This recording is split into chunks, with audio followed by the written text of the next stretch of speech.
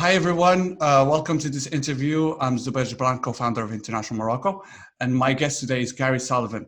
Gary Sullivan, welcome. Hello there. Nice to see you. Gary, you have created a series of videos since the beginning of the confinement where you compared the set of measures taken by the Moroccan government and the British governments to limit the spread of the coronavirus.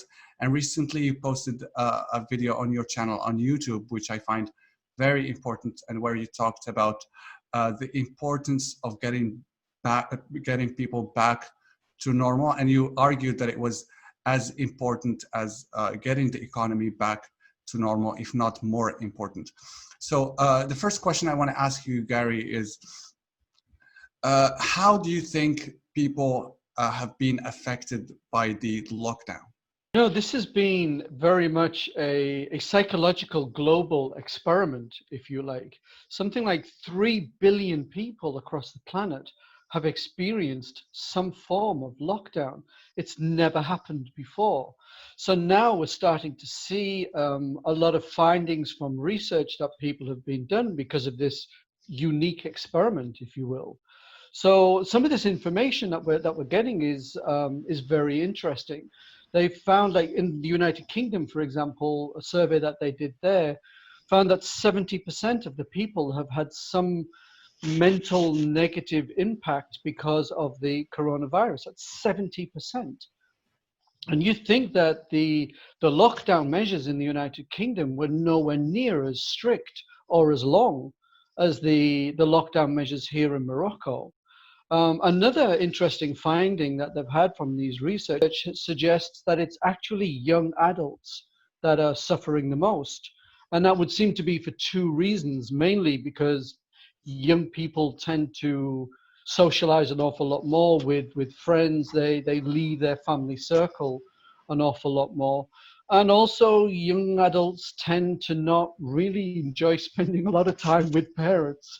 And unfortunately, for the last 3 months, that's what a lot of young people have had to do. And another finding that they found from similar research from global catastrophes and natural disasters that have happened in the past is that sometimes these mental health issues can go on for years. I mean, literally years after the event is finished. Do you think there has been enough attention paid to getting people back to normal psychologically and mentally worldwide?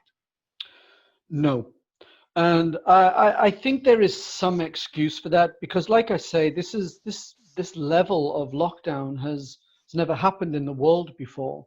So, you know, there's a lot of things that we still are finding that's new about this global experiment, if you will. But now there are indicators that mental health is going to be an issue. So I definitely think that now there is no excuse to start looking at the mental health impact that this lockdown and coronavirus pandemic has had.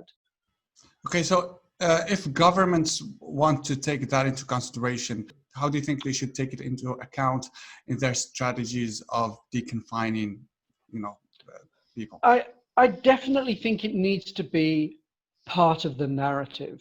And it's not just government about this, but it's media as well. And that's why it's really good that, that we've got this opportunity to have this conversation, because media can input into this as well. We need to start talking about the mental health issue. We need to encourage people to talk with their family and their friends about how they're feeling, and to not allow people to think that they're on their own with this, that any negativity that they've had because of this virus and the lockdown is perfectly natural and perfectly common. And, there's nothing to be ashamed about it. There's nothing to be felt is wrong about that. And, people need to go looking for help and support, either through their community or their family or from a much more professional aspect. The other thing that I would say, though, that government and certainly media needs to do is to stop talking about the new normal. I think this is a really dangerous, horrible thing that we're going through. because, you know, people are already feeling very stressed about what this pandemic has done. And the other thing that I would say is we need to stop talking about a second wave.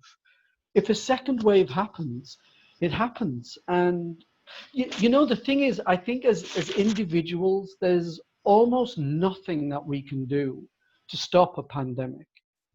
Really, the only thing that we can do is minimize the risk that we have of contracting the illness ourselves. We can do nothing about stopping it from affecting other people's lives. And yet there is this pressure on us, this stress on us from the media and from governments to say it's as if the whole pandemic is our personal responsibility. And that needs to be put in perspective, because stress is all about having the responsibility of something, but without having the control or the means to implement that responsibility. And I think, you know, there is a responsibility that people have, and I really want to stress this, that I think people need to hold their governments to account in one measurement, and the measurement is this: regard a government as being successful if they get the lives of their people back to normal. If they get to that level, their country has been successful, their government has been successful. Thank you very much for raising this point that not many have been discussing following the confinements, and also for explaining how we can get ourselves back to normal. Thanks again, Gary. It's been lovely talking to you again. Thank you for the opportunity of talking about this, because it is really important. So I really appreciate the opportunity.